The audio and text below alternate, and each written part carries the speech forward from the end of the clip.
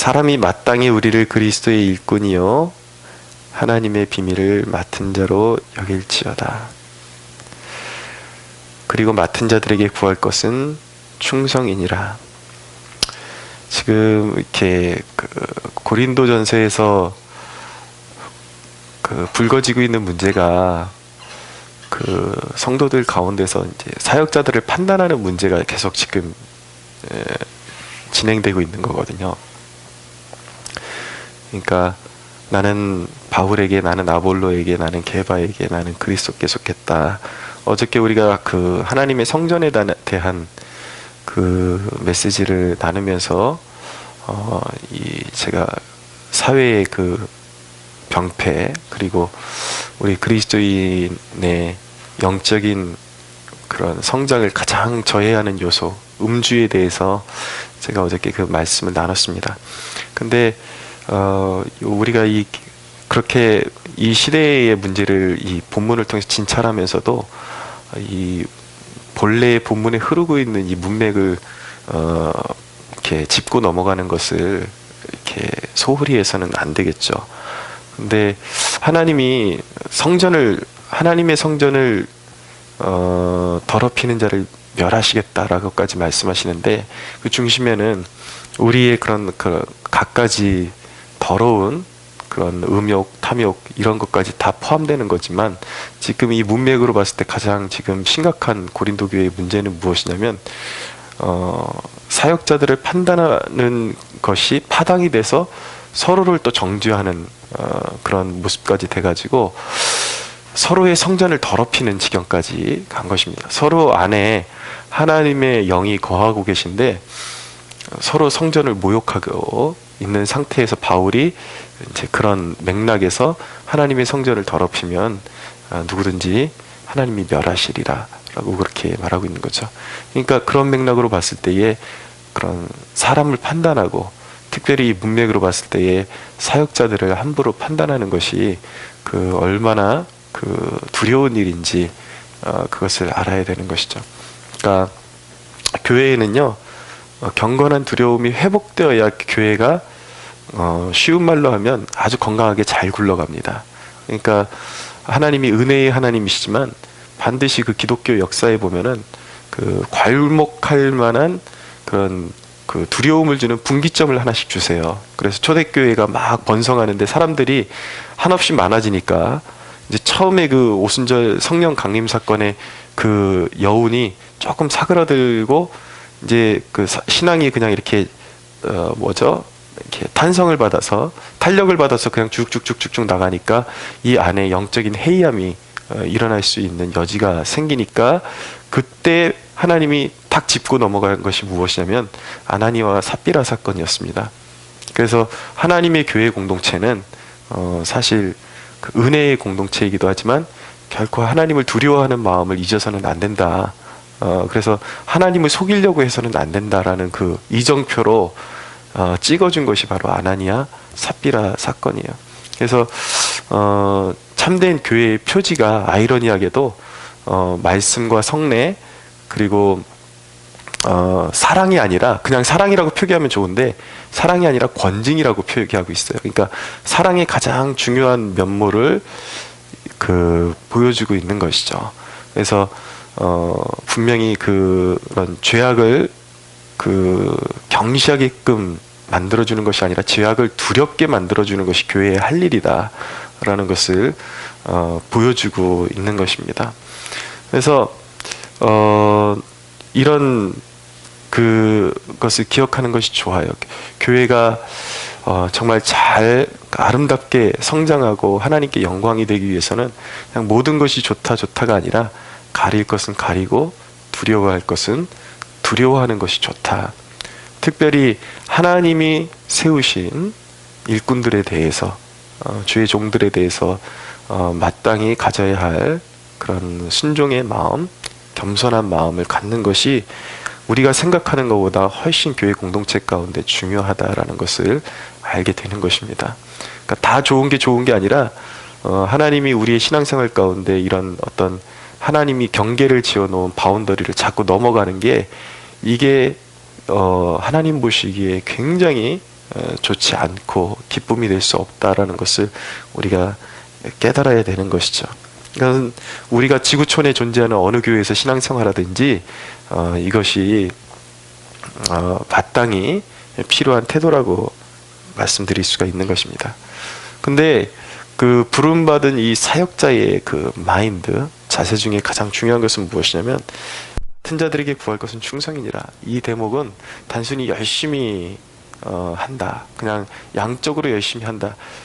자, 여기의 개념에는 그 양적인 개념까지, 충성이라는 개념에는 그런 양적인 개념까지 포함되는 것은 분명할 것입니다. 그러나 여기 문맥으로 봤을 때 여기서 충성이라는 것은 어디에 가깝냐면 사람들의 평판에 흔들려서는 않는다라는 것입니다. 사역자가 되기 위한 사람, 사역자로 부름받은 사람은 사람의 평가와 사람의 그런 어떤 호의는 오늘이 다르고 내일이 달라질 수가 있습니다. 여러 가지 미묘한 감정에 따라서 계속 흔들리고 달라지는데, 그런 데 따라서 자기의 가치를 매기고 나는 왜 이거밖에 안 될까? 사람들의 그 말 한마디에 상심하게 되고 또 우쭐해서도 안 되는 것이죠. 그러니까 바울은 내 자신도 나를 스스로 판단하지 않는다. 그리고 내가 인간적인 견지에서 이 사역장에서 해왔던 나의 모습을 평가할 때 결코 누구에게도 판단받지 않을 정도로 나는 열심히 해왔다.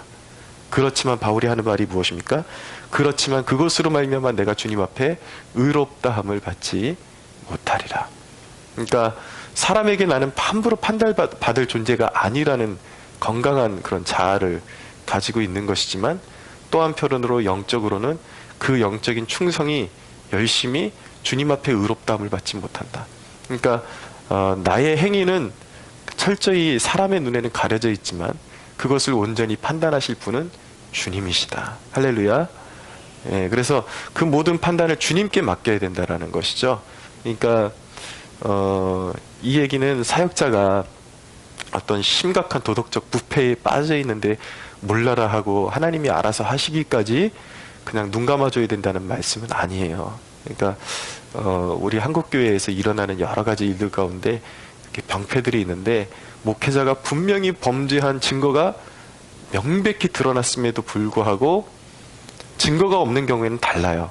왜냐하면 여러분들 이제 우리 교회도 사이즈가 커지고 하면은 기억하셔야 되는 것이 무엇이냐면 별 사람이 다 옵니다. 근데 그 중에는 이제 사이즈가 한 몇십 명만 이렇게 넘어가도 교회를 파괴하기 위한 사람들이 들어올 수가 있어요. 의도적으로. 그러면 그들이 하는 일이 뭐냐면 목회자의 그런 목회 스타일, 설교 이런 것들을 막 흠집을 끄집어내고 그리고 목회자의 없는 허물을 만들어내서 자꾸 소문을 퍼뜨립니다. 그러니까 그 사람들이 여러분들 이제 사람들 막 오기 시작하면 좋아하기도 해야 되지만 한편으로는 약간 이제 경계심을 가지셔야 돼요. 교회를 지켜내기 위해서는. 그렇지만 목회자의 그런 어떤 비리가 타락이 명백한 증거물이 다 있어요. 증거물이 다 있죠. 어떤 목회자 그 성추행 사건 보면은 그 성추행한 그 상대방하고 전화 통화한 내역까지 다 있는데도 불구하고 그 교단이 감싸주고 있죠. 그거를 죄 없다고. 그러면 안 된다라는 거예요. 명백하게 이 목회자의 그런 어떤 부패가 드러났을 때는 이제 교회적인 차원에서 그리고 교단적인 차원에서 징계가 이루어질 수 있도록 그렇게 성도들이 깨어나야 되는 거예요. 예, 성도들이 깨어나야 되는 것인데 그렇지만 그것이 아니라 지엽적인 그냥 목회자의 스타일 문제, 목회자의 부족한 문제, 연약한 문제 이런 거 가지고 자꾸 목회자를 이렇게 가십거리로 만들고 이래서는 안 된다라는 거예요. 그 판단은 누구에게 있는가? 그 사람이 목회를 잘하고 있는지 못하고 있는지 그 판단은 철저하게 누구에게 가려져 있는가? 주님께 있다. 할렐루야. 네, 그것을 이제 전제로 하고 사역자를 대할 수 있어야 한다라는 것입니다. 이 그 사역자들이 특별히 목회자들이 여러분들이 생각하는 것보다 여러분들은 목회자의 눈에 분산돼 있지만 목회자는 이렇게 시선이 집중돼 있어요. 그러니까 성도들의 그 레이더망에 항상 걸리거든요. 비리비리비리비리 하면서 다 목회자만 보여. 목회자만 보이는데 이제 늘 허물이 보여요. 그러면 목회자가 늘 마음속에 늘 목회자들은 이렇게 족쇄를 채우고 다니는 느낌이 들거든요. 사소한 행동 하는 것도 하나 하는 것도 막 이러다가 어리버리하게 보이면 어떻게 하지 막 이런 것에 신경 쓰게 만들고, 저는 좀 솔직히 뻔뻔해서 그런 거 신경 안 쓰고 내 스타일대로 살려고 노력을 많이 하는데, 그럼에도 불구하고 저 같은 스타일의 그런 자유분방한 목사도 사실 마음 한편에 보면은 늘 이렇게 막 좀 조아리고 이런 것이 있단 말이에요. 근데 여러분들이 목회자를 바라볼 때 조심해야 되는 게, 주의해야 되는 것이, 그를 그냥 하나의 그냥 똑같은 인간으로서 바라보는 것도 맞지만, 또 한편으로는 그냥 나랑 뭐 이렇게 똑같은 인간이네, 그것이 아니라 그의 부르심을 이해하는 것이 중요하다라는 것이죠. 그러니까 연약한 인간이지만 저 사람에게 권위가 입혀진 이유는 하나님이 그를 부르셨다라는 것. 그리고 하나님이 그를 부르셔서 1년의 과정을 겪게 하시고 연단하셔서 성령을 부으셔서 교회 일꾼으로 삼으신 것 자체로 존중해야 되고 또 순종해야 될 대상이라는 것을 여러분들이 이해하는 것이 꼭 필요합니다. 그래서 사실은 그 목회자들을 지금 사실은 우리 교회와는 조금 이 고린도 교회의 지금 이 상황이 좀 약간 맞지 않는 부분이 무엇이냐면, 지금 여러 명의 거쳐간 사역자들을 비교하는 분파 세력이 생긴 건데, 우리 교회는 저밖에 없으니까. 그렇지만 분명한 것은 무엇이냐면, 목회자들을 자기가 이렇게 높아진 마음으로 판단하고, 저 사람은 뭐 이 부분은 되는데 이 부분은 이건 아닌 것 같아, 막 이런 것들. 그러면서 한 가지 그런 흠이 잡히면은 어디까지 나가냐면, 이제 목회적인 그런 어떤 리드해 나가는 것에 순종하지 않으려 그러는, 왜냐하면 내가 인정하지 못하는 사람이기 때문에 순종하지 않으려는 그런 태도를 보이기도 합니다. 그럼 목회자의 마음이 막 상하게 되죠. 그게 보이니까. 근데 여러분들이 생각하셔야 되는 것이 무엇이냐면, 목회자의 마음을 자기가 막 상하게 하면서 말씀을 듣는 것은요, 어떤 경우랑 똑같냐면 자기가 마실 우물에다 독을 막 퍼붓는 거나 마찬가지예요. 그래서 또 예를 들어서 목회자가 소 같은 역할을 하는 거거든요. 여러분들이 제 젖을 짜서 먹는 거라고요, 사실은. 근데 제가 먹는 사료에다가 계속 독을 여러분들이 끼얹으면, 여러분들이 그 미움과 증오를 누가 먹는 거냐면 여러분들이 먹는 것입니다. 그러면 여러분들의 그런 신앙생활에 득이 될 수가 없겠죠. 그런 의미에서 고린도전서가 말씀하는 것은 무엇이냐면, 그런 것들을 다 육체의 일이라고 말씀하고 있어요. 두려운 마음을 가져라. 그렇게 되면 일단은 자기 자신이 그런 죄에 빠지게 되고, 결국에는 교회 공동체가 와해되게 되고, 그래서 하나님의 성전을 파괴하게 되는 그러한 패단 가운데 있게 되니까 조심하고 두려워하라 라는 말씀을 주고 계신 것입니다. 4절에 보면, 형제들아 내가 너희를 위하여 이 일에 나와 아볼로를 들어서 본을 보였으니 이는 너희로 하여금 기록된 말씀 밖으로 넘어가지 말라 한 것을 우리에게 배워 서로 대적하여 교만한 마음을 가지지 말게 하려 함이라. 자, 우리가 서로 어떻게 돼야 되겠습니까? 1차적으로 지금 이게 이제 사역자에 대한 그런 경고들인데, 어느 사역자가 더 탁월하고 이것 때문에 서로 마음이 높아져서 교만한 마음으로 판단하지 말아라. 그러니까 내가 너희에게 본을 보인 거 아볼로를 들어서 무엇이냐면, 나는 심었고 아볼로는 물을 주었다. 그러니까 바울은 아볼로를 대할 때 어떤 경쟁적인 차원에서 아볼로를 대한 것이 아니라 역할의 차이로서 동역자로 대하고 있다고요. 그러니까 이것처럼 서로를 대할 때에 서로의 내가 있는 기능이 있는데 상대방이 그 기능을 가지지 못했을 때 업신여기지 말고, 그러나 분명한 것은 잘 보면 내가 할 수 없는 것을 상대방이 가지고 있다. 이것을 보는 눈이 있어야 된다라는 거예요. 저는 그냥 약간 곁다리로 말씀드리는 건데, 그런 1대1로 이렇게 사람하고 이렇게 대면하는 게 요즘은 굉장히 제가 좀 많이 성장했어요. 이렇게 변화됐는데, 제 인생에 가장 약한 것이 이게 사람하고 대면하는 것이에요. 근데 늘 이렇게 약간 이렇게 진지 모드로 가니까 분위기도 재미도 없고, 그런데 제가 늘 마음에 안도가 될 때 뭐냐면, 제가 할 수 없는 역할을 감당해 줄 수 있는 누군가가 중간에 끼어 있으면 제 마음이 그렇게 편해요. 왜냐면 제가 막 의도적으로 무슨 말을 막 꺼내야 될까 이런 걸 염려하지 않아도 되고, 약간 소금 같은 사람이 옆에 있으면 마음이 그렇게 편할 수가 없어요. 그게 뭐냐면, 근데 보세요. 제가 없이 그런 사람들만, 또 가벼운 사람들만 모여 있으면 맨날 모여가지고 먹고 재밌다, 맛있다 이런 얘기밖에 안 하겠죠.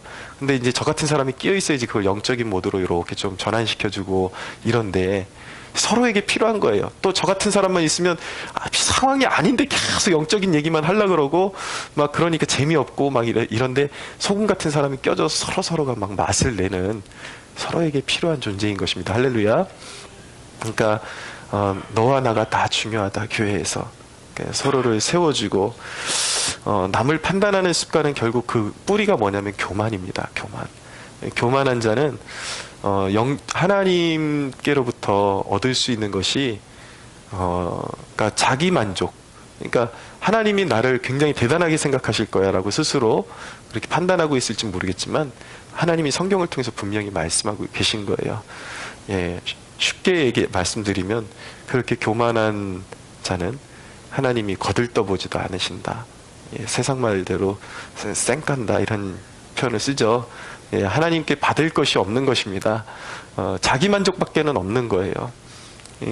그러나 하나님 앞에 겸손하게 낮추는 가장 영적인 공동체가 어느 공동체인가, 요 말씀만 드리고 이제 말씀 정리하겠습니다. 이전에 제가 목회를 통해서 이제 실전적인 경험을 통해서 배우게 된 사건이기도 한데, 제가 판단했을 때 영적인 애들이라고 모아놓고 임원단을 시켜놓으니까 이건 아니다 싶을 때가 있더라고요. 왜냐하면 사람의 눈에 보기에는 굉장히 애들이 영적으로 성숙하고 그 입에서 나오는 언어마다 다 그렇게 그 하나님을 이렇게 강조하고 그런 것 같은데, 그런 애들을 모아놓으니까 이게 하나가 되지를 않더라고요, 이상하게.